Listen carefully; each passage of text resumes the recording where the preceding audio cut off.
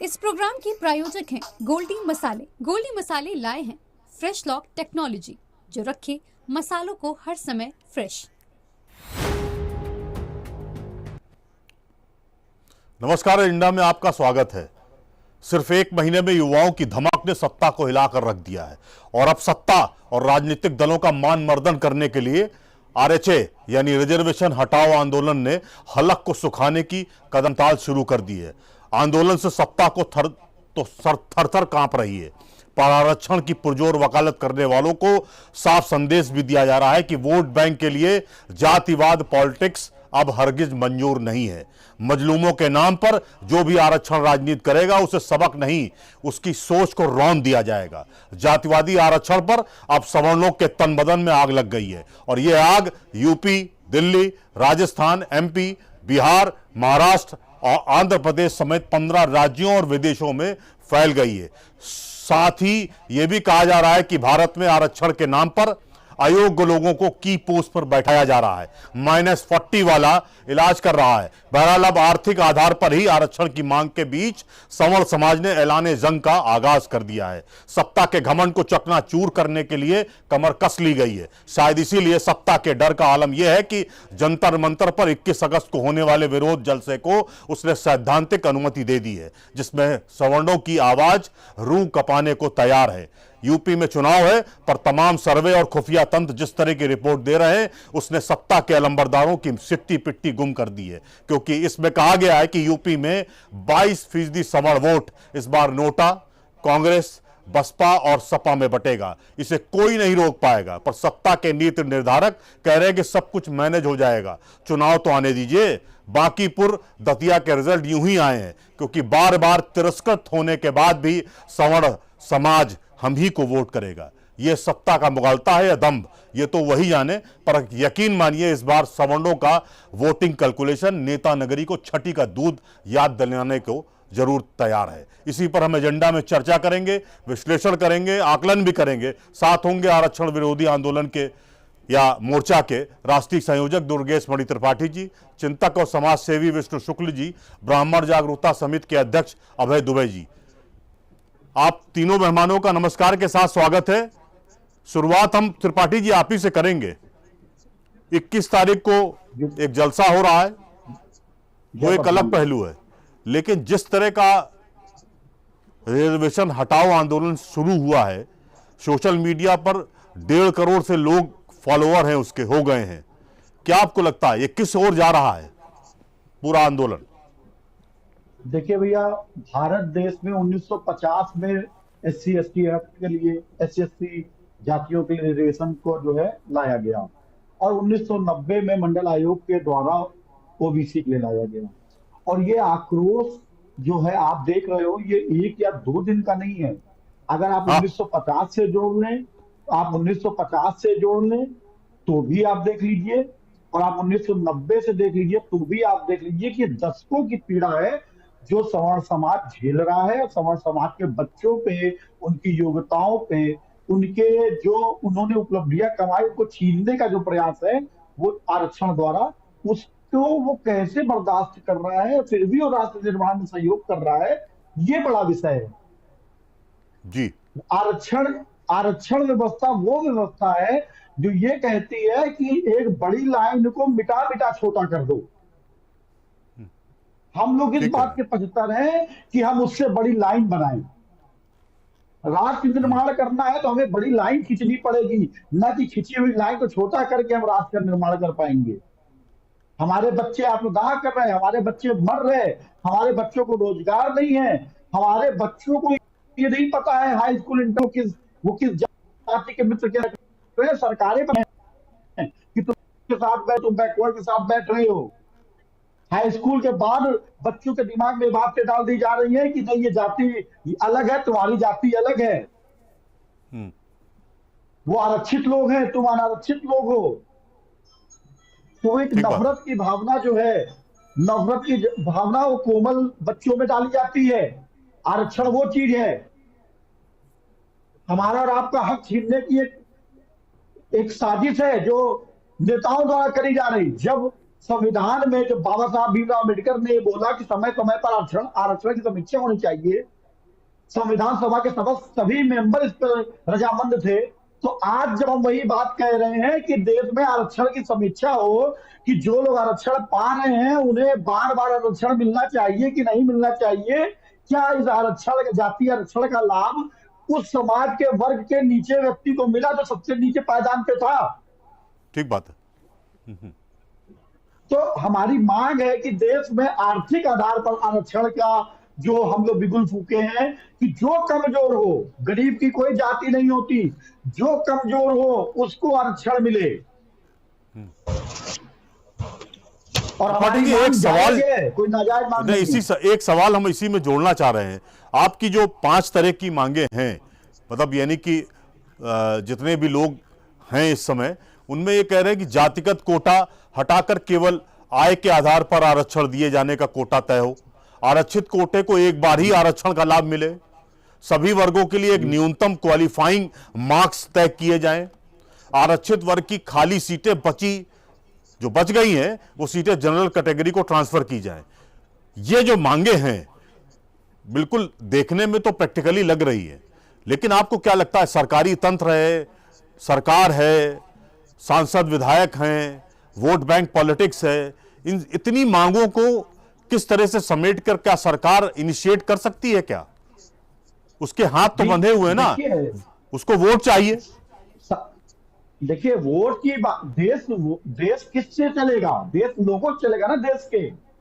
आप लोगों में ही विभेद करके अगर राजनीति करेंगे, सत्ता लाभ लेंगे, तो फिर देश कहां बना रहे आप? ये तो इंडिविजुअल की बात हो गई ना कि मैं इंडिविजुअल क्या बन गया जी। ठीक बात। अगर हम ये कह रहे हैं कि आर्थिक आधार पर आरक्षण दिया जाए, तो हम तो ये कह रहे हैं, आप एक बार बताइए भैया, ईडब्ल्यूएस आरक्षण की लिमिट है 8 लाख रुपए सालाना। ठीक है, तो हम तो कह रहे हैं कि आप 8 लाख रुपए रखो, 8 लाख रुपए रखो, और 8 लाख से ऊपर की जिसकी भी आय हो, जो जिसके पास 100 वर्ग गज का मकान हो, 1000 गज की जमीन हो, उसको आरक्षण मत दो। हाँ, तो उसमें आप सोचिए कि समाज का सबसे ज्यादा कौन सा वर्ग आएगा? आरक्षण जो पा रहे हैं उनका और जिनको आरक्षण नहीं मिल पा रहा है, वो दोनों लोग तो मैक्सिमम एक ही वर्ग के लोग हैं। एससी एसटी वर्ग के लोगों का हक तो एससी एसटी वर्ग का लोग ही खा जा रहे हैं। जो सक्षम हो गया वो नीचे तक उस आरक्षण का लाभ पहुंचने नहीं दे रहा। आरक्षण पे आरक्षण, आरक्षण पे आरक्षण। एक घर में अगर एक सरकारी नौकरी हो गई आरक्षण के द्वारा, तो फिर उस घर में आरक्षण की क्या जरूरत है? आप शिक्षा में आरक्षण दीजिए ना, आप फीस माफ कर दीजिए, हॉस्पिटैलिटी माफ कर दीजिए। ठीक कह रहे हैं आप। अब हर जगह आरक्षण, हर जगह आरक्षण।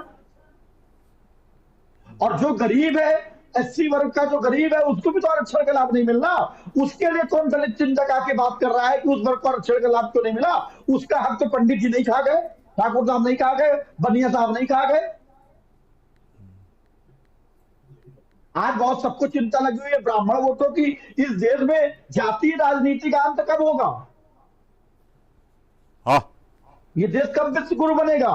प्रधानमंत्री जी का ये बोलने से विश्व गुरु बने कि मैं अति पिछड़ा हूं मैं। प्रधानमंत्री अति पिछड़ा होता है क्या? प्रधानमंत्री तो देश का प्रधानमंत्री है ना। देश की राष्ट्रपति आदिवासी समुदाय की महिला बन चुकी, एससी समुदाय की महिला बन चुकी। अभी भी अगर आप पिछड़े हैं, दलित हैं, तो ये दुर्भाग्य है इस भारत देश का। हम लोगों का एक जेन्युइन मांग है, हम लोगों की जेन्युइन मांग है कि आरक्षण का लाभ उनको मिले जिनको आरक्षण की जरूरत है, जो गरीब हैं, जो पीड़ित हैं, जो शोषित हैं, जो वंचित हैं। और वो हर जाति में होते हैं। हर जाति का गरीब शोषित है, पीड़ित है। अगर ब्राह्मण भी गरीब है ना, तो उसको कोई ब्राह्मण, संपन्न ब्राह्मण या संपन्न सवर अपने घर में उसको पानी नहीं पूछता है। तो ये भी एक तिरस्कार की श्रेणी में आता है। जो आर्थिक रूप से कमजोर होते हैं उनको भी तिरस्कृत किया जाता है। त्रिपाठी जी, विष्णु शुक्ला जी भी आ गए हैं, जरा उनसे भी उनका व्यू पॉइंट लेते हैं। शुक्ला जी, जिस तरह की बातें आरक्षण को लेकर हो रही हैं, आपको क्या लगता है अब वो वक्त आ गया है कि हम आर्थिक आधार के तौर पर आरक्षण को लागू करें, ना कि जातिगत आधार पर। आपकी राय क्या बनती है? राय देखिए, पहली चीज तो ये कि बिना किसी लाग लपेट के हाँ मैं ये कहना चाहूंगा कि एक संवैधानिक अधिकार है हाँ और जी,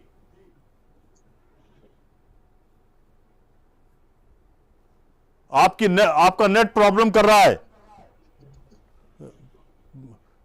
त्रिपाठी जी। बहुत सारी बातें हैं। जयपुर में अभी करणी सेना ने 24 दिनों में 800 किलोमीटर की यात्रा निकाली। उसके बाद लाठीचार्ज हुआ। लाठीचार्ज में एक प्रदर्शनकारी की मौत भी हो गई। जयपुर के लोगों में बड़ा उबाल है इसका, और खासकर अपर क्लास में तो जबरदस्त है। तो क्या आपको लगता है आने वाले वक्त में सरकार में जो बैठे लोग हैं उनको विचार विमर्श करना ही पड़ेगा ना? वो अभी भी ये मान के चल रहे हैं कि सवर्ण जो है वो तिरस्कृत है, वो तमाम खराब चीजों को समझने के बावजूद भी वो हम ही को वोट करेगा। ये दम्भ भी है। बार बार वो कह रहे हैं कि होने दीजिए, आखिरी में तो वोट हम ही को सवर्ण देगा, चाहे ब्राह्मण हो, ठाकुर हो, बनिया हो, कायस्थ हो। ये जो सोच है सरकार की या भाजपा की, वो क्या माइंडसेट अभी भी बना हुआ है, या उसमें आपको क्या लगता है काउंटर अब होने लगा है? आप एक उदाहरण देखिए छोटा सा। आज ही बिहार से एक खबर आई है कि सवर्ण आयोग जो है वहां का, बिहार में सवर्ण आयोग का गठन हो चुका है और वहां हर जिले में एक नोडल ऑफिसर बैठेगा, यानी सवर्णों की आवाज सुनने वाला वहां पे व्यक्ति बैठेगा जो उनकी समस्याएं सुनेगा। ये असर जानते हैं क्यों आया है? ये असर इसलिए नहीं आया है कि सरकार बड़ा प्रेम कर रही है हमसे। हमारा भय आ गया है सरकार के अंदर। बांकीपुर की हार और दतिया की हार ने सरकार को बता दिया कि आप जो है, जो आपका कोर वोटर है वो अब आपसे रुष्ट हो चुका है।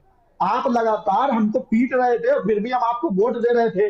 आपका मंत्री बोल रहा है कि ब्राह्मण ससुरा जाएगा कहां? सवर्णों की आपकी नजरों में कोई औकात ही नहीं है। हमारे बच्चे आप ईडब्ल्यूएस कैटेगरी का आरक्षण दे के हमको कह रहे हैं कि बड़ा एहसान कर दिया। ईडब्ल्यूएस में समान श्रेणी में 75 जातियां पहले से हैं, ऊपर से जैन, पारसी, सिख, ईसाई सब उसी में घुस गए। तो आपने क्या दे दिया था हमको? किस बात का आप हमको एहसान बता रहे थे कि आपने हमको दे दिया? उसके बाद ईडब्ल्यूएस के आरक्षण में कोई एज रिलैक्सेशन नहीं, कोई फी रिलैक्सेशन नहीं, तो काहे का आरक्षण है वो? तो बात समझिए, मूर्ख बनाने की बात थी इस देश में। हम लोग राष्ट्रवादी लोग हैं तो मूर्ख बन रहे थे इस नाम पे कि राष्ट्र मजबूत होना चाहिए। लेकिन अगर हमें यह लगेगा कि हमारे बच्चों के हाथ में वार हो रहा है, हमारे बच्चों गली में रस्सी का फंदा बांधा जा रहा है, तो हम प्रतिकार करेंगे ना जी। तो ये भारतीय जनता पार्टी हो या किसी भी राज्य की कोई भी सरकार हो, उसको ये समझ में आ जाएगा जल्दी ही कि हम पलट जाओगे।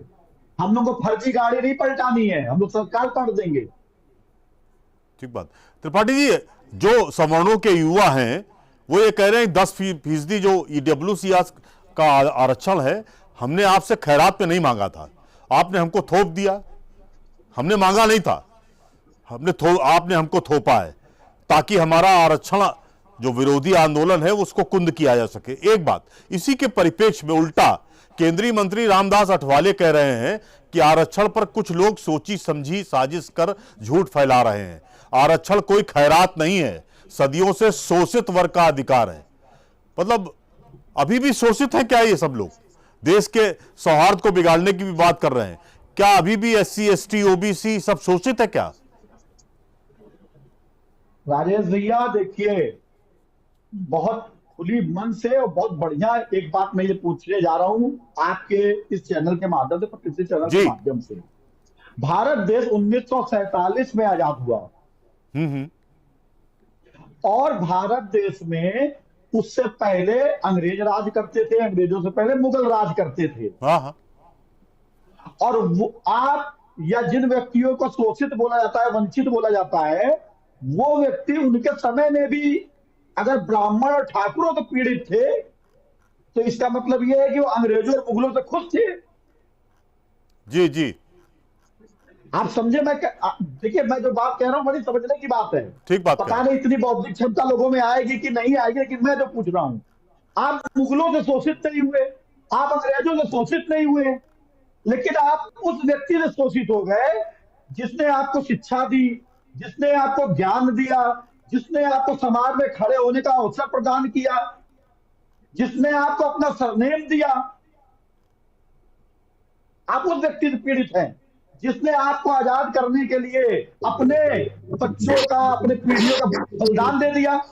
आप उससे पीड़ित हैं।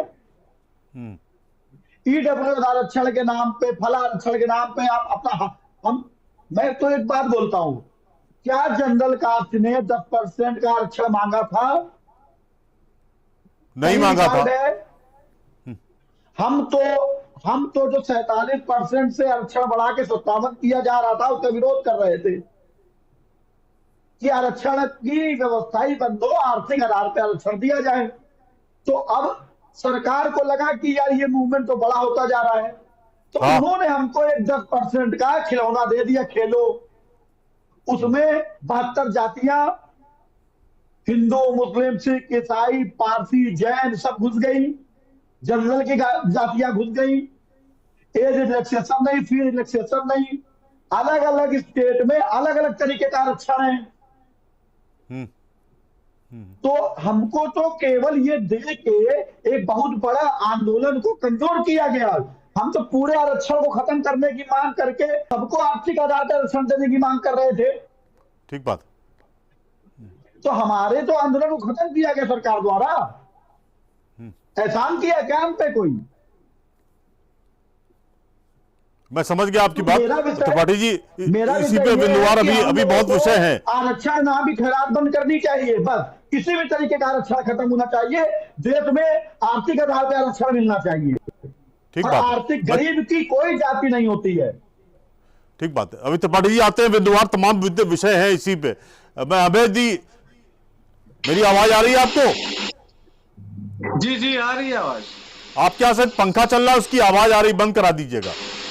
अभय जी, अच्छा, एक छोटा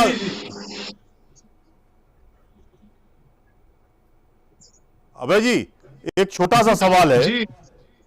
ठीक है, तमाम सारे आरोप लगाए जा रहे हैं, त्रिपाठी जी कह रहे हैं, और जो मूवमेंट चल रहा है, आरक्षण हटाओ आंदोलन चल रहा है, सबका ये तर्क है कि आर्थिक आधार पर आरक्षण होना चाहिए, जातिगत आरक्षण खत्म होने का समय आ गया है। अंबेडकर जी ये नहीं कहे गए थे कि जब तक सिस्टम चलता रहेगा, जब तक साल 10 साल आप आरक्षण देते ही रहे, 10 साल पर समीक्षा करिए, जो जायज है वो ठीक है, जो नाजायज है उसको खत्म करिए। क्या आपको लगता है सारी पार्टियां यूपी चुनाव को लेकर ब्राह्मण ब्राह्मण चिल्ला रही हैं क्या, और ब्राह्मण ब्राह्मण नारे लगा रही हैं क्या? कल अखिलेश यादव ने भी ये बात कही है। राहुल गांधी तो अलग ट्रैक पे चल रहे हैं, वो तो ये कह रहे हैं जिसकी भागीदारी उसकी उतनी हिस्सेदारी, यानी कि अगर 100% ओबीसी और SC ST है तो उसको 100% आरक्षण दे दिया जाए, अपर क्लास को किनारे कर दिया जाए। उनका तो यही तर्क है, वो इसी तरह का लॉजिक आगे रख रहे हैं। अब वो उनके नीति निर्धारक कांग्रेस का अपना विजन क्या है वो ही जाने, लेकिन फिलहाल उन्होंने जो जिस तरह का एजेंडा रखा है वो वही है कि जिसकी जितनी आबादी है उसको इसी हिसाब से आरक्षण दिया जाए। अभय जी। जी प्रणाम, मेरा नाम अभय दुबे है और मैं राष्ट्रीय अध्यक्ष हूँ ब्राह्मण जागरूकता समिति का। और हम सुन रहे थे, आपको भी सुन रहे थे, दुर्गेश मणि जी हैं उनको भी हम सुन रहे थे। और देखिए ये सही बात है कि आरक्षण जो है वो जात के आधार पर ना हो करके वो कहीं ना कहीं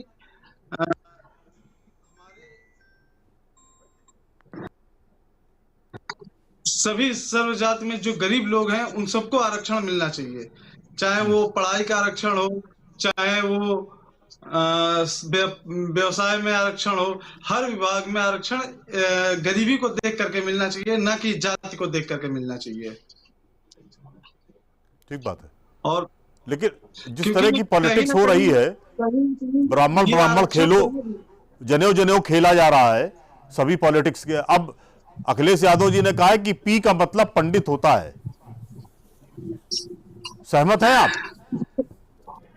देखिए आपको एक बात बताएं कि अगर देखा जाए तो समाजवादी पार्टी में ब्राह्मणों का सम्मान शुरू से रहा है और अच्छा। ब्राह्मणों का सम्मान नहीं रहता वहां पर, क्योंकि अगर आज समाजवादी पार्टी में वहां पे अगर आप देखें तो माता प्रसाद पांडे जी जो है विपक्ष दल के नेता हैं, जो कि समाजवादी पार्टी के सर्वोच्च बड़े नेताओं में से एक पद होता है। और अगर आप देखें तो अभी जैसे कल जनेश्वर मिश्र जी की जयंती मनाई गई, तो समाजवादी पार्टी ही के सरकार में एशिया का सबसे बड़ा पार्क जो है बनाया गया था स्वर्गीय जनेश्वर मिश्र जी के नाम से। वो किसी और के भी नाम से बनाया जा सकता था, लेकिन कहीं ना कहीं उस पार्टी सम्मान देने का काम किया उन्होंने स्वर्गीय जी के नाम पर। पीछे चले जाएं तो चाहे स्वर्गीय मुलायम सिंह यादव जी का या अखिलेश यादव जी का कार्यकाल हो, इन दोनों कार्यकालों में भगवान परशुराम के जन्म दुबे जी, आपका नेट प्रॉब्लम कर रहा है, उसको ठीक करिए, तभी दोबारा आपके पास आएंगे। त्रिपाठी जी, गेस्ट की प्रॉब्लम आ जाती है, अब वो नेट की प्रॉब्लम है, पूरी बात नहीं आ पा रही, विष्णु जी भी नहीं आ पा रहे। त्रिपाठी जी, एक जो हमको जानकारी मिले, तमाम सारे सर्वे यूपी के परिप्रेक्ष्य में हुए हैं और खुफिया रिपोर्ट्स भी यही कह रही कि इस बार का जो अपर क्लास है वो भाजपा की तो ओर नहीं जाने की तैयारी कर रहा है, ऐसा मतलब इंडिकेशन हो गया है, मतलब ओवरऑल बाय एंड लार्ज ये बात कही जा रही है। इस बार आपको क्या लगता है, भाजपा का दम्भ टूटेगा या भाजपा अभी भी बहुत एटीज है कि आखिरी में चुनाव हम ही जीतेंगे और हम ही को समण वोट कर जाएगा? देखिए भैया, हम लोग समाज की लड़ाई लड़ते हैं और मूवमेंट चलाते हैं, तो राजनीतिक दलों की परिचर्चा में बहुत ज्यादा हम लोग का मन नहीं लगता। लेकिन मैं एक बात आपको बताना चाहता हूं कि निश्चित ही तौर पर सवर्ण समाज बीजेपी से नाराज है। वो उस नाराजगी की बहुत सी वजह है। ब्राह्मण तो पहले से ही बहुत नाराज था, लेकिन जो अन्य लोग थे वो थोड़ा बहुत उनका लगाव जो बीजेपी से बचा था। बीजेपी में जब यूडीसी एक्ट 2026 जो अमेंडमेंट एक्ट आया, उसके बाद से समाज की नाराजगी उनके प्रति बहुत ज्यादा आ गई और इस नाराजगी के कारण ही आज बीजेपी की दुर्गति। तो बीजेपी ने अपने खुद सर पे ओले मड़वाए, गंजे सर पे। बीजेपी को समझना चाहिए था कि आपका एक कोर वोटर है जो आपके लिए निरंतर लड़ता है लोगों से। अगर आप गौर करें तो जो जेनजी और जेन अल्फा वाला आंदोलन हुआ दिल्ली में, उसमें सभी जाति धर्म के बच्चों ने भाग लिया, लेकिन उसमें एक विशेष वर्ग और एक विशेष नेता इंडिविजुअल, एक चंद्रशेखर रावण, उसका देखिए कैसे उसने वहां पे एक अराजकता का माहौल बनाया। हाँ। और इस अराजकता के माहौल में वहां पे एक शुद्ध आंदोलन को भी, वहां पे देवी देवताओं के विरुद्ध का आंदोलन, ब्राह्मणवाद के विरुद्ध का आंदोलन, एंटी सवर्ण आंदोलन बनाने का एक प्रयास किया गया। और वहीं पर 21 अगस्त को सवर्ण समाज के संगठन भी, आरक्षण विरोधी मोर्चा और रिजर्वेशन हटाओ आंदोलन, हम भी एक आंदोलन करने जा रहे हैं। हम लोग पहले ही अपील कर रहे हैं कि राष्ट्रवादी आंदोलन है, राष्ट्र को समान व्यवहार से देखा जाए, सभी नागरिकों को इस विषय का आंदोलन है। एक भी अराजक तक तो हमें अपने आंदोलन में नहीं चाहिए। तो बीजेपी को तो हम बता रहे हैं ना कि हम तुम्हारे थे, तुम्हारे हैं, लेकिन तुमने हमको क्या दिया ये तो बताओ। तुम हमको पीटते जा रहे हो दूसरे लोगों को खुश करने के लिए, जो तुम्हारे थे नहीं, उनको बनाने के लिए तुम अपने आदमी को मारे जा रहे हो। हमने क्या मांगा आपसे? त्रिपाठी जी, उसी परिप्रेक्ष्य में मैं कहना चाह रहा था कि बांकीपुर में तो बीजेपी के तमाम नेताओं ने कहा कि कुत्ता बिल्ली भी खड़ा हो जाएगा तो कमल को वोट देगा, जीत जाएगा। मतलब अपरोक्ष रूप से कहीं कहीं निशाना उनका सवर्णों पर था। मतलब अब उसको कोई भी किसी तरीके से अंदाजे से ले, लेकिन जिस तरह की भाषा का और जिस तरह की शब्दावली का इस्तेमाल सवर्णों को लेकर हुआ है, मुझे लगता है शायद आजाद भारत में पहली बार हुआ है। रिएक्शन जरूरी था, बहुत आवश्यक भी था। अब नेता ये बताएंगे कि सवर्णों को कि कौन कुत्ता है और कौन बिल्ली है, तो मुझे लगता है कि इस पर जरूर आपत्ति सवर्ण समाज को होनी चाहिए और वो हो ही है। लेकिन त्रिपाठी जी, तिलक तराजू को लेकर तमाम जनजी में आरोप प्रत्यारोप लगाए गए और ये नारा वहां बुलंद किया गया। छोटे छोटे टीनेजर्स ने भी ये कहा कि तिलक तराजू, इनको मारो जूते चार, ठीक है ना, इस तरह की बातें कही गई। क्या आपको लगता है काकरोच जनता पार्टी के आंदोलन को भी हम सच सही मानेंगे? क्या भाषा हमारे यंगस्टर की इस तरह की होनी चाहिए? देखिए, ये एक भ्रम है। काकरोच जनता पार्टी के हम लोग समर्थक नहीं हैं जी। हम लोगों ने समर्थन दिया शिक्षा नीति के खिलाफ। नीट एग्जाम जो पेपर बार बार लीक हो रहे हैं, या देश में जहां पेपर लीक हो रहे हैं, जहां पे शिक्षा से संबंधित कोई भेदभाव का विषय आ रहा है, उस पे हमने काकरोच जनता पार्टी या वहां जो प्रोटेस्ट कर रहे थे उनको समर्थन दिया। लेकिन वहां पे चंद चुनिंदा लोगों ने उस आंदोलन को खराब करने के लिए, उस मूवमेंट को उठाने के लिए अलग तरीके की एक बात करी, और हम लोगों ने वहां से अपने आप को पृथक किया। हम राष्ट्र के मुद्दे पे हैं, किसी के भी साथ जी। अगर राष्ट्र का मुद्दा, हमारे यूथ को शिक्षा के मुद्दे में कोई दिक्कत है, आरक्षण का मुद्दा है, इक्वलिटी का मुद्दा है, रोटी रोजी रोजगार का मुद्दा है, तो हम हैं साथ में। लेकिन किसी भी अपशब्द का या किसी समाज के प्रति विद्वेष का भाव रखने वालों का समर्थन नहीं कर सकते। और काकरोच जनता पार्टी समस्त जनजी का या जन अल्फा का प्रतिनिधित्व नहीं करती है, न ही समस्त जनजी और समस्त अल्फा उनके साथ जुड़े हैं। इस देश की आबादी 150 करोड़ है, लगभग 90 करोड़ की आबादी की है, तो 90 करोड़ की आबादी तो ये समझना पड़ा, आंदोलन कुछ लोगों के द्वारा संचालित होता है और एक उनकी फॉलोअरशिप मेंटेन होती है, उस फॉलोअरशिप में ये सब काम होता है। तो हमारा उनसे कई मुद्दों में भी भेद है। हम शिक्षा नीति के खिलाफ उनके साथ थे, लेकिन किसी देवी देवता धार्मिक विषय पे हम उनके साथ नहीं है, जो अगर वो अपशब्द बोलते हैं। त्रिपाठी जी, क्या 21 तारीख के जंतर मंतर के कार्यक्रम में करणी सेना की भागीदारी होगी?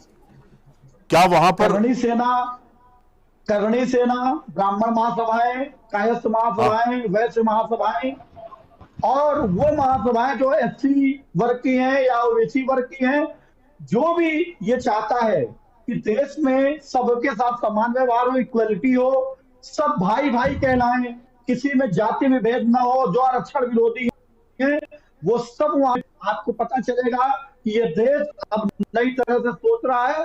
ये देश अब अपने बारे में सोच रहा है। इसका यूथ कैसे राष्ट्र निर्माण होगा, इस आरक्षण नाम की गंदगी को खत्म करने के लिए हम लोग लड़ाई लड़ेंगे, ये पूरा देश देखेगा। ठीक बात है। अब अभय जी, मेरी आवाज आ रही है आपको? जी जी आ रही है। अभय जी, एक छोटा सा सवाल, सवर्णों के गुस्से का जो मर्म है उसको समझने की आवश्यकता है। क्या सत्ताधारी दल या राजनीतिक पार्टियां इसको समझेंगी कि नहीं समझेंगी कि योग्यता को का पैमाना बनाया जाए, अयोग्य लोगों को 40 नंबर -40 पर सेलेक्ट मत किया जाए? देखिए, कहीं ना कहीं सत्ता को ये बात समझनी पड़ेगी, क्योंकि आज के समय में एक चीज समझ लीजिए कि स्वर्ण समाज के जो बच्चे हैं हमारे यहाँ के, वो अगर 300 में 290 नंबर ला करके भी सिलेक्ट नहीं हो पा रहे हैं, और आरक्षण के बल पर लोग जो है 225 227 नंबर पे भी पास होकर के नौकरियां पा रहे हैं। तो ये कहीं ना कहीं सरकार को समझना पड़ेगा, क्योंकि कहीं ना कहीं इससे आरक्षण की वजह से कहीं ना कहीं भारत में भी बहुत बड़ा नुकसान होता जा रहा है। हर विभाग में कहीं ना कहीं कार्य के प्रति उस हिसाब से रुझान नहीं बन पा रहा है जिस हिसाब से बनना चाहिए। जैसे कि एक पढ़ा लिखा अगर डॉक्टर आएगा तो वो समाज में अच्छी बीमारियों का इलाज करेगा, लेकिन अगर कहीं कोई आरक्षण के बल पे पास होकर के आता है तो कहीं ना कहीं वो अच्छा इलाज नहीं दे पाएगा। ये चीज सरकार को भी समझनी चाहिए, और आरक्षण को जातिगत से हटा करके और गरीब लोगों के लिए लागू करना चाहिए। ठीक बात है। अभय जी, एक मैं आपको जानकारी साझा कर रहा हूं, जानकारी एक दो नहीं कई सारी जानकारियां आपको साझा कर रहे हैं। CSIR नेट और नेट 2 परीक्षाएं होती हैं, उस पर अभी जो पिछली बार की परीक्षा हुई इसमें जो कट ऑफ आया है वो अपर क्लास का 95 के ऊपर आया है। ठीक है ना, मैं PhD की बात नहीं कर रहा हूं, जो असिस्टेंट प्रोफेसर और रिसर्च के पॉइंट ऑफ व्यू से बात कर रहे हैं, जबकि ओबीसी का जो कट ऑफ है वो 70 से नीचे है। एससी एसटी का तो आप जानते ही हैं, वो तो 40-42 के आसपास टिक गया है। यही हाल नेट का भी है, यही हाल और भी परीक्षाओं का भी है। आपको क्या लगता है, इस तरह का पैमाना अगर बनेगा परीक्षाओं में, तो कहीं कहीं आपको लगता नहीं 25-30 साल बाद हमारे देश की जो मेधा है वो सफर करेगी? नहीं, वही चीज हमने अभी आपसे कहा भैया कि सरकार को ये सोचना पड़ेगा, क्योंकि इससे जो है कहीं ना कहीं हम बहुत पीछे जा रहे हैं। जो पढ़ा लिखा व्यक्ति है, हम ये नहीं कह रहे कि सिर्फ ब्राह्मण समाज में, हर समाज में जो पढ़ा लिखा व्यक्ति है वो उस स्थान को अगर पाए तो सही है। लेकिन कम पढ़ लिख करके अगर किसी बड़े ओहदे पर बैठ करके आदमी अगर उस जगह को नहीं चला पा रहा, तो वो कहीं ना कहीं आने वाले समय के लिए नुकसानदेह है। और अगर ये सरकार नहीं समझी तो आगे आने वाले समय में हम लोग बहुत नुकसान में जाएंगे। सरकार को इस बात का ध्यान रखना चाहिए। और आरक्षण इसी वजह से जी। तो आप तो समाजवादी पार्टी के भी नेता है, तो क्या ये जो आप बोल रहे हैं ये आपके नेता का भी वक्तव्य है? क्या वो भी आरक्षण के विषय में ऐसा ही सोचते जैसा आप सोच रहे हैं? देखिए, जो आरक्षण का मुद्दा है वो किसी एक प्रदेश से नहीं होता है, वो कहीं ना कहीं केंद्र सरकार पर निर्भर होता है। और जब तक केंद्र सरकार नहीं चाहेगी, मैं तो हटाने की बात ही नहीं कह रहा। मैं ये बोल रहा, क्या अखिलेश यादव जी इतना भी स्टेटमेंट दे सकते हैं कि आरक्षण की समीक्षा होनी चाहिए और सही लोगों को आरक्षण का लाभ मिले, हम लोग ऐसी ही कोशिश करेंगे, ऐसा स्टेटमेंट दे सकते हैं? देखिए, ये अखिलेश जी की अपनी बात है, वो क्या सोचते हैं, क्या आगे का वो उनका वो है। मैं अपनी तरफ से, मैं ब्राह्मण जागरूकता समिति की तरफ से बोलना चाहूंगा कि आरक्षण कहीं ना कहीं खत्म होना चाहिए। जब आपने परिचय दिया था तो आपने ये भी बोला था कि मैं फला छात्र सभा का लीडर हूँ, इसलिए मुझे ऐसा लगा। वैसे तो आप मेरे भाई हो, मैं प्रेम करता हूँ आपसे। लेकिन स्टेटमेंट तो देखिए, पॉलिटिकल स्टेटमेंट का तो एक वैल्यू होती है, वो देंगे अखिलेश जी? बस मैं ये पूछ रहा हूँ। देखिए, ये ऊपर के जो बड़े लोग हैं वो अपने हिसाब से क्या उनका स्टेटमेंट आता है, क्या नहीं आता है, ये हमारी जो पर्सनल बात है, वो बात ये है कि कहीं ना कहीं आरक्षण हमारे देश को खोखला कर रहा है। और आरक्षण को जातिगत से हटा करके सामाजिक तौर पे, मतलब जो कमजोर है, चाहे वो किसी भी जात बिरादरी को, उनको मिलना चाहिए। मान लीजिए आज बड़े बड़े लीडर जो है आरक्षण लिए बैठे हुए हैं, जिनको अब आरक्षण की कोई आवश्यकता है। आपको बताया कि आरक्षण सही मायने में दलित समाज में भी पूर्ण रूप से वहां तक नहीं पहुंच पा रहा जहां पहुंचना चाहिए। उसका मजा कहीं ना कहीं ऊपर वाले ही बैठे बैठे ले रहे हैं, नीचे तक उसका मजा नहीं पहुंच पा रहा। तो कहीं ना कहीं ये आरक्षण हमारे लिए नुकसानदेह बनता जा रहा है। ये स्लो पॉइजन का काम कर रहा है हमारे देश को। और ये देश कहीं ना कहीं खोखला, आपने ये ठीक सही, मतलब धीमा जहर है। मैं त्रिपाठी जी, दो विषय हैं आपके साथ थोड़ा साझा कर रहे हैं। कुमार विश्वास जी कह रहे हैं जो लोग 75 साल से बैसाखी लेने के बाद भी खुद पैरों पर खड़ा नहीं हो पाए हैं, वो लोग मानसिक रूप से विकलांग हैं। आरक्षण हटाओ देश बचाओ का समर्थन वो खुले रूप में करते हैं। एक सवाल। दूसरा, सारी राजनीतिक पार्टियां हटो बचो वाला गेम कर रही है। जितने भी लोग हैं वो इस प्लेटफॉर्म पे, आपके प्लेटफॉर्म पर वो आने की कोशिश नहीं कर रहे हैं। जंजीर में तो आए, वो उन्होंने प्रतिकूल अनुकूल टिप्पणियां की, लेकिन आपके प्लेटफॉर्म पर वो हिच रहे हैं, वो आने की कोशिश नहीं कर रहे हैं। वो कह रहे हैं अगर आएंगे तो शायद ये हमारी मुश्किल और बढ़ाएगा। ये जो हटो बचो की पॉलिटिक्स हो रही है, आपको क्या लगता है ये देश के लिए और समाज के लिए बहुत बड़ा डेंट है क्या? राजेश भैया, हम और आप जिस विषय पे हम और आप चर्चा कर रहे हैं, जब जैसे ही ये न्यूज प्रकाशित होगी तो सबसे पहले हम लोगों का सरनेम देखा जाएगा कि हम लोग कौन हैं, और फिर हम लोगों को एक विशेष वर्ग द्वारा और विशेष लोगों द्वारा गाली मिलना चालू हो जाएगी। आप, हम और अभय भाई या विष्णु शुक्ला, कोई भी जो भी लोग यहाँ बैठे हैं, सबको मनुवादी और आतंकवादी और पता नहीं क्या क्या बोल दिया जाएगा। जो टॉपिक है ये बहुत बड़ा टॉपिक है। ये वो टॉपिक है जो राष्ट्र को, राष्ट्र निर्माण को की बात कर रहा है।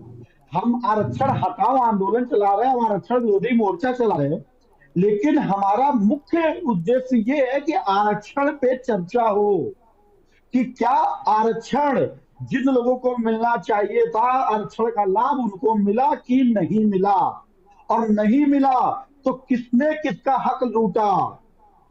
जो आज हम लोगों को गाली दे के मनुवादी और जातिवादी बोल के दिया, हमने 5000 साल लोगों को पानी नहीं पीने दिया, तो मैं बस ये पूछने जा रहा हूं आज आपके चैनल के माध्यम से, प्रतिष्ठित चैनल के माध्यम से, कि आज उस समाज को पानी कौन नहीं पीने दे रहा है। इस नए भारत, 21वीं सदी के भारत में भी अगर वो पानी नहीं पी पा रहे हैं तो इसका मतलब ये है कि वो राजस्थान के ऊंट हैं, पानी की जरूरत नहीं है, उनको प्यास त्रिपाठी जी, अगर सवर्ण समाज पानी पीने नहीं दे रहा है, सवर्ण समाज ने उनका बड़ा अपमान किया है, इसका लिखित कोई जिक्र कहीं भी है क्या? लिटरेचर के पॉइंट ऑफ व्यू से, किसी किताब के परिप्रेक्ष्य में कहीं भी इसका कोई उद्धरण नहीं है, कहीं भी ये डॉक्यूमेंटेड नहीं है, पब्लिक डोमेन में भी नहीं है और कहीं भी लिखत में भी नहीं है। फिर भी अगर इस तरह का नैरेटिव पैदा किया जा रहा है एक क्लास द्वारा, तो उसका कोई समाधान अब नहीं किया जा सकता है। लेकिन मैं इसी परिप्रेक्ष्य में एक बात और आपके साथ साझा कर रहा हूं कि सुप्रीम कोर्ट ने अनुसूचित जाति और अनुसूचित जनजाति SC/ST के आरक्षण की मौजूदा व्यवस्था को प्रभावित करने वाला एक ऐतिहासिक फैसला भी सुनाया था। शीर्ष अदालत ने कहा था कि कोर्ट में, यदि कोर्ट में जो हमारी बातें रखी गई हैं उसमें उन्होंने कहा था कोटे में कोटा, यानी आरक्षण के भीतर आरक्षण पर मोहर लगाई तो थी, लेकिन उन्होंने कहा कि कोर्ट SC/ST वर्ग के आरक्षण में से क्रीमी लेयर को चिन्हित कर बाहर कर दिया जाए। अब उसकी जरूरत है, लेकिन वो सरकार ने भी नहीं सुना, पॉलिटिकल पार्टियों ने भी नहीं सुना, और SC/ST के लोग भी इस परिप्रेक्ष्य में नहीं आगे आए। आज भी तमाम IAS IAPS की 4-5 पीढ़ियां आरक्षण को लेकर अभी भी सरकारी व्यवस्था में नौकरशाह बने हुए हैं। क्या आपको लगता है अब वो समय नहीं आ गया कि इसकी गहन समीक्षा होनी चाहिए? आरक्षण एक बार किसी को मिल सकता है, बार बार आरक्षण कैसे मिल सकता है जब वो सरसब्ज हो चुका है? यही बात तो हम लोग कह रहे हैं कि भाई जो आरक्षण का लाभ मिल गया, उसको आरक्षण का लाभ दिया दोबारा, या वो एजुकेशन में ले ले या वो नौकरी में ले ले। आप बात समझो हम लोग कहना क्या चाह रहे हैं, एक ही जगह तो उसके बाद जो नीचे का और व्यक्ति है, उसके नीचे का व्यक्ति है, उस तक वो लाभ पहुंचाओ। माननीय सर्वोच्च न्यायालय ने कहा कि क्रीमी लेयर अलग होनी, क्या गलत कह दिया, और सरकारों को इसमें आपत्ति क्यों है? दूसरी बात, रामायण महाभारत में तो कहीं नहीं लिखा कि किसी के साथ अत्याचार हुआ या पानी नहीं पीने दिया गया। रामायण में तो सबरी माता के झूठे बेर भगवान राम ने खाए। वाल्मीकि जी ने रामायण लिख दी, कितना सम्मान है उनका। वेद व्यास जी ने महाभारत का रचना कर दी। विदुर कौन थे? तो आप समझो, घटोत्कच कौन थे? SC थे वो तो। जी,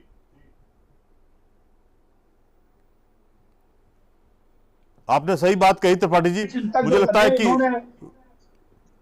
जी पूरी बात करिए। इन लोगों ने अपनी किताबों में लिख दिया। देखिए, बहुत ही हो सकता है, ये मैं टोटली डिनाई नहीं कर सकता, हो सकता है कि अत्याचार हुए हों, लेकिन इस आधुनिक भारत में अत्याचार किसके ऊपर हो रहा है? मैं आज आपके चैनल से बोल रहा हूं, बताइए, चंद्रशेखर आजाद रावण अभी अविवाहित हैं? से जो सबसे नीचे का तबका है उनके समाज में जाके उस गरीब बच्ची से विवाह करके दिखाए। चंद्रशेखर रावण अपने समाज की गरीब लड़की से जाकर विवाह कर ले, वो तो अविवाहित है। वो तो उनके ऊपर तो एक उनके ही समाज की लड़की रो रही है, वो आरोप लगा रही है कि उन्होंने यौन शोषण किया, शादी का झांसा देकर संबंध बनाए। वो बेचारी चिल्ला रही है, उसके ऊपर मुकदमा कराना चाहे तो 36 मुकदमे है रावण चंद्रशेखर रावण जी के ऊपर। चंद्रशेखर रावण, मैं ये नहीं कह रहा, उन्होंने जो उपलब्धि पाई ठीक पाई, आपने मेहनत करी, आपने पाई। तो क्या त्रिपाठी जी और अभय जी, तो क्या रावण को गवर्नमेंट जिस तरह की सुरक्षा दे रही जायज है क्या? वो जिसके ऊपर 36 मुकदमे हैं उसको जायज क्या? सांसद के तौर पर 1-2 सिपाही होने चाहिए आर्म गार्ड के, उनके पास तो पूरा फौज फाटा चलता है उनके साथ। क्या सरकार इन बातों को ध्यान में नहीं रखा, या सरकार ने सरेंडर कर दिया उनके सामने कि SC ST वोट हमारा खिसक ना जाए? अभय जी, मैं त्रिपाठी जी आपको बता दूं, अभय जी बोलिए।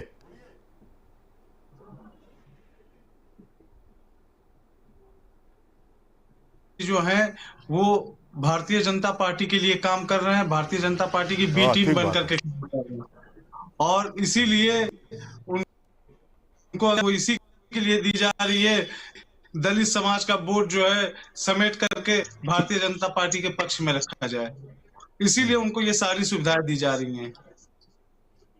ठीक कह रहे हैं आप। मायावती ने उनको क्रिटिसाइज भी किया है, वो कितना कितना इम्पैक्टफुल होगा वो अलग देखने वाली बात है। मेरे साथ रहिएगा, आपका नेट अभी भी प्रॉब्लम कर रहा है। त्रिपाठी जी थोड़ा सा मैं एक बात और आपके सामने रख रहा हूं। सुप्रीम कोर्ट ने एक बात यह भी कही कि SC ST वर्ग में उप वर्गीकरण करना ही होगा, यानी कि उसमें कौन कौन सी जातियां नीचे हैं वो आप को करना होगा। सरकार के लेवल पे इस तरह का कोई फोकस काम नहीं हुआ है क्या? सब कुछ गोलमोल सब चल रहा है क्या? केवल सरकार के दिमाग में वोट बैंक पॉलिटिक्स है, उसे देश व्यवस्था या समाज के उद्धरण या कह लीजिए उसके विकास के परिप्रेक्ष्य में कुछ ध्यान नहीं रखना है क्या? केवल पॉलिटिक्स करनी है क्या? हम लोगों का देखिए वर्तमान विषय ये है, अब SC ST के लोगों का अधिकार SC ST के लोग छीन रहे हैं, OBC का अधिकार OBC के लोग छीन रहे हैं, और सरकार उनका वोट बैंक पाने के लिए क्या कर रही है। अब ये वर्तमान समय में हमारा या ब्राह्मण समाज का या समर्थ समाज का मुद्दा नहीं है। हमारा मुद्दा वर्तमान समय में ये है कि जो हमारे साथ अन्याय हो रहा है हम वो नहीं सहेंगे। हमारे बच्चों के साथ जो दुर्व्यवहार किया जा रहा है, हमारे बच्चे जो आत्महत्याएं कर रहे हैं, हमारे बच्चे जो बेरोजगार हैं, वो नहीं सहेंगे। और इस मुद्दे पर हमें किसी भी स्तर तक जाना पड़ेगा तो हम जाएंगे। हम नैतिक लोग हैं, हम राष्ट्र निर्माण में सहयोग करने वाले लोग हैं, हम टैक्स पेयर लोग हैं, और हमारे ही टैक्स का पैसा अगर हमारे बच्चों के काम नहीं आएगा तो हमें भी बहुत सी चीजें स्वार्थ के तहत करनी पड़ेंगी। हम चाहते हैं कि आरक्षण आर्थिक आधार पे हो, गरीब को आरक्षण मिले, और गरीब किसी भी गरीब की कोई जाति नहीं होती है।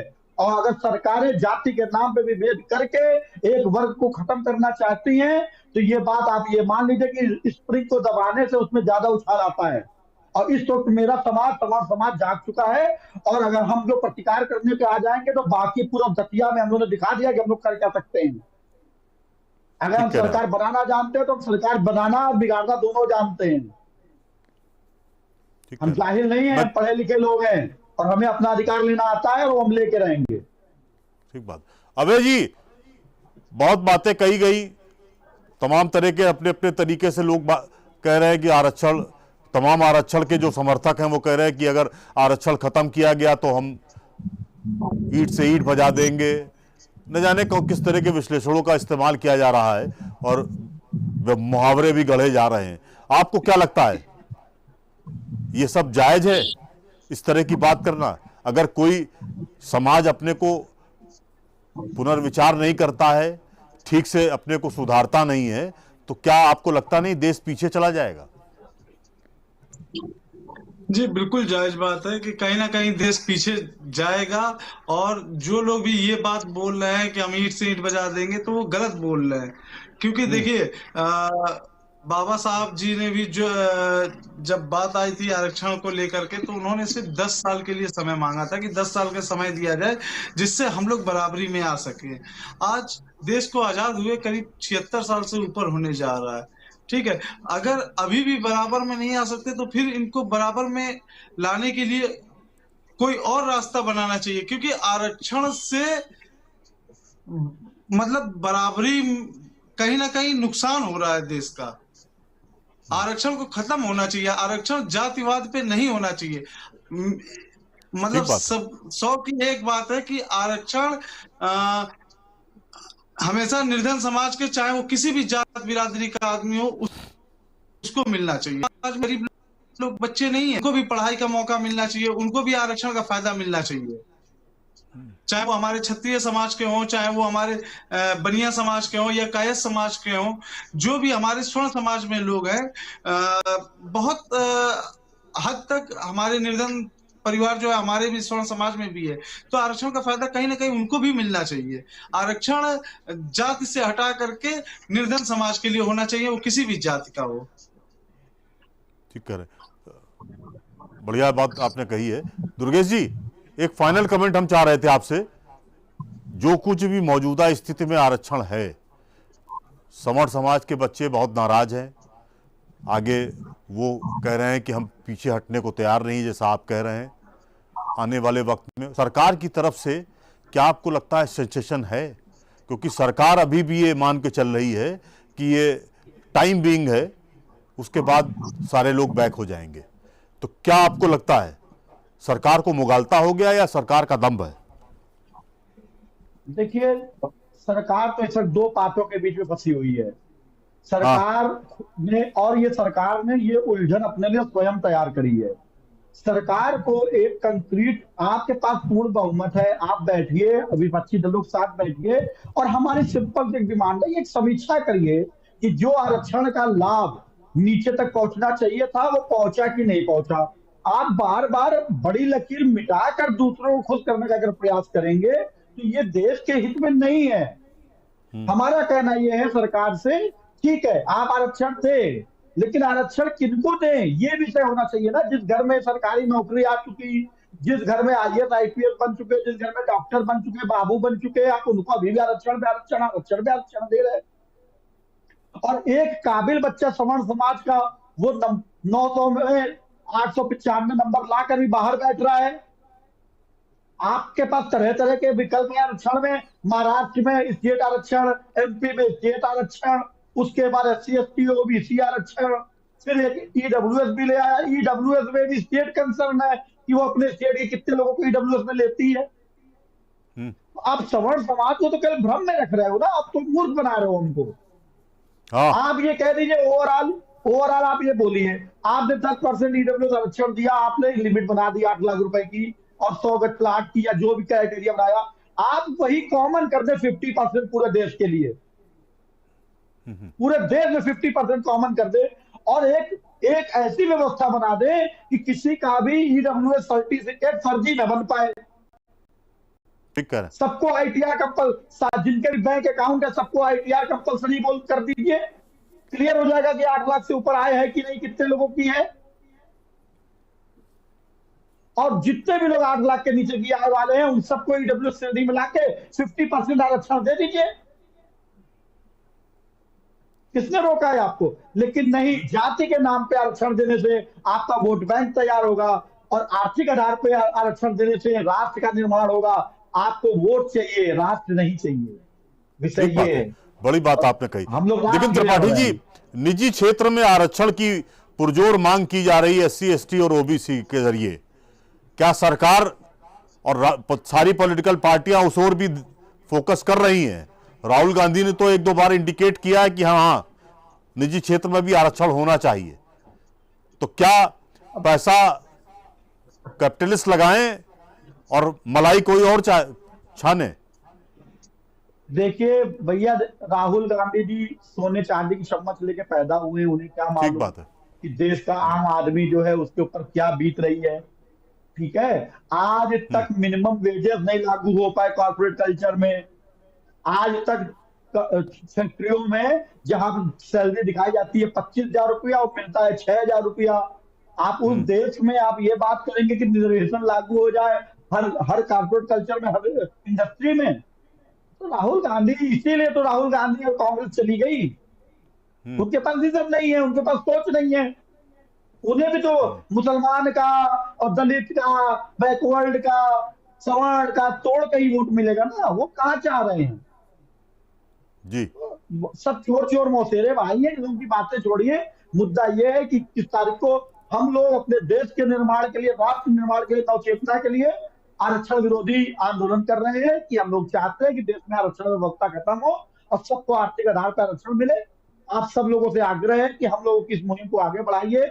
हमारे समाज के बहुत से नौजवान युवक जंतर मंतर पे अपना प्रदर्शन स्थापित करने जा रहे हैं और वो राष्ट्र निर्माण के लिए करने जा रहे हैं। सबसे आग्रह है शांतिपूर्ण तरीके से सब लोग उनका सहयोग करें, उनका मनोबल बढ़े।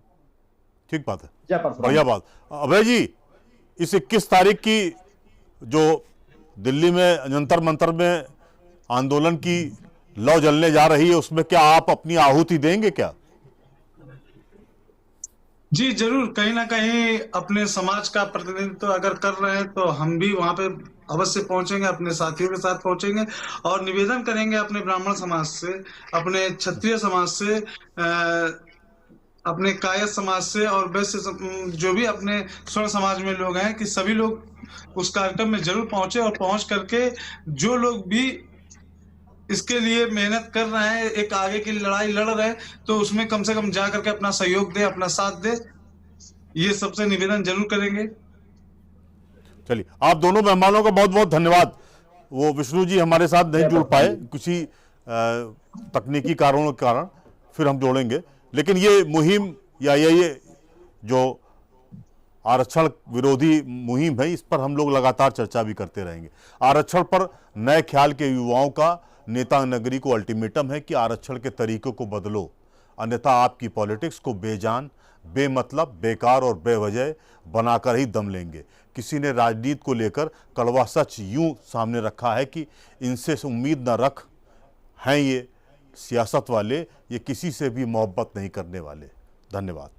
इस प्रोग्राम के प्रायोजक हैं गोल्डी मसाले। गोल्डी मसाले लाए हैं फ्रेश लॉक टेक्नोलॉजी, जो रखे मसालों को हर समय फ्रेश।